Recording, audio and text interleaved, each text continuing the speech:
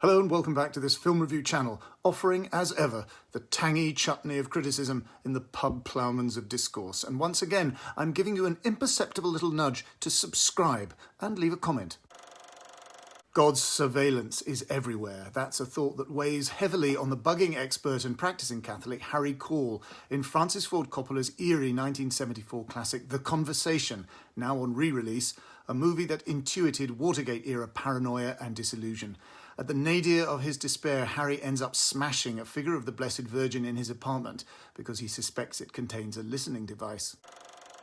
This is an unforgettable performance from Gene Hackman in his glasses and moustache, drab suit and tie with clear plastic mat worn indoors, a classic and poignant American everyman portrayal to put alongside Paul Walter Hauser in Clint Eastwood's Richard Jewell, and he probably inspired Ulrich Moor's East German Stasi agent in The Lives of Others, eavesdropping on lives happier and more fulfilling than his. Harry Caul is working in San Francisco, a private espionage and security consultant tracking a young couple at the behest of executives at a certain shadowy corporation, Robert Duvall and Harrison Ford. The challenge is somehow to tape record everything this pair murmur secretively to each other as they walk around a crowded public square. Like a great artist aware that he is about to bring off his masterpiece, Harry obsesses over the conversation, playing it over and over again, mostly dull chat with whose details we, the audience, are to become uncomfortably and unnaturally familiar. And Coppola lets us ponder, what would it be like if we could scrutinise in such detail a forgettable 10 minutes in any of our lives? Could some meaning be distilled from it? Might there be a kind of heroism and decency discernible in its ordinariness, a banality of good? Harry obsessively smooths out audio glitches, experimenting with frequencies, tape combinations, volume and tone, establishing a definitive text by superimposing a number of separate recordings from a team of different hidden operatives with directional microphones positioned high up in various buildings, like Lee Harvey Oswald in the Texas Schoolbook Depository, as well as ordinary guys following the pair around at ground level.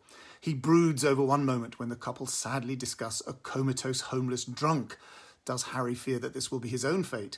Gradually, the conversation comes together in Harry's head, hinging on an 8-word phrase whose pitch and intonation is to be vitally important. Did Harry's equipment distort it? Did he mishear it? I think he's been recording my telephone.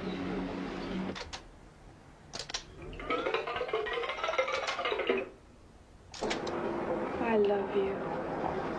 Spending too much time together here. No, let's stay just a little longer.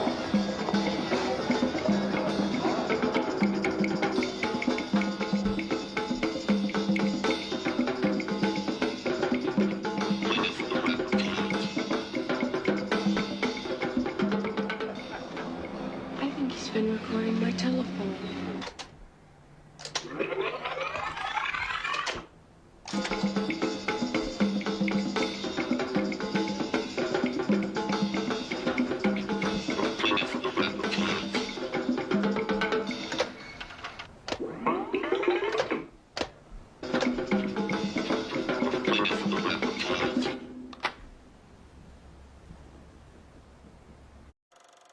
And all the time we see Harry's inexpressibly sad and lonely private life. He's quite unable to form a relationship with the women he meets, like Amy, played by Terry Garr, and Meredith, played by Elizabeth McCrae, scenes like something by Cassavetes, because he suspects they're spying on him or working for his enemies.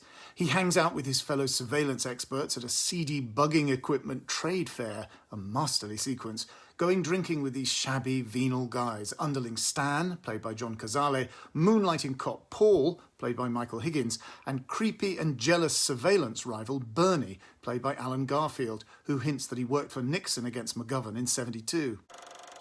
But Harry is driven by guilt. He's committing the cardinal professional sin of caring about the people he's watching, and he's in agony because, as Bernie points out, Harry used to work in New York, but mysteriously left, trying evidently to suppress the memory of something that happened there. Now in his midlife crisis, the movie opens on his 44th birthday, though he tries to pass for 42, poor Harry tries to redeem himself and save this young couple from an awful conspiracy. His guilt emerges in a quite extraordinary dream sequence, whose impact is easily overlooked because of the distractingly sinister banality of everything else in his waking life.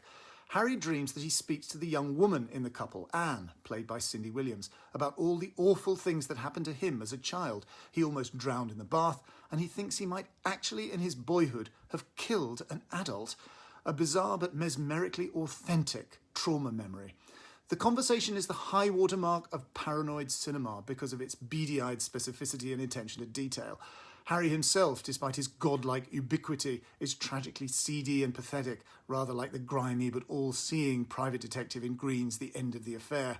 Hackman endows him with a toughly depressive, martyred integrity.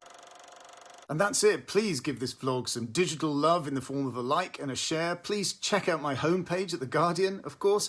Please subscribe to this channel and leave a comment. And also, please, buy my new book, The Body in the Mobile Library and Other Stories. And if you're anywhere near the Northwest on Saturday, July the 20th, please come along to the reading I'm giving at the excellent Greenhouse Books in Stockport. The link is given below. See you next week.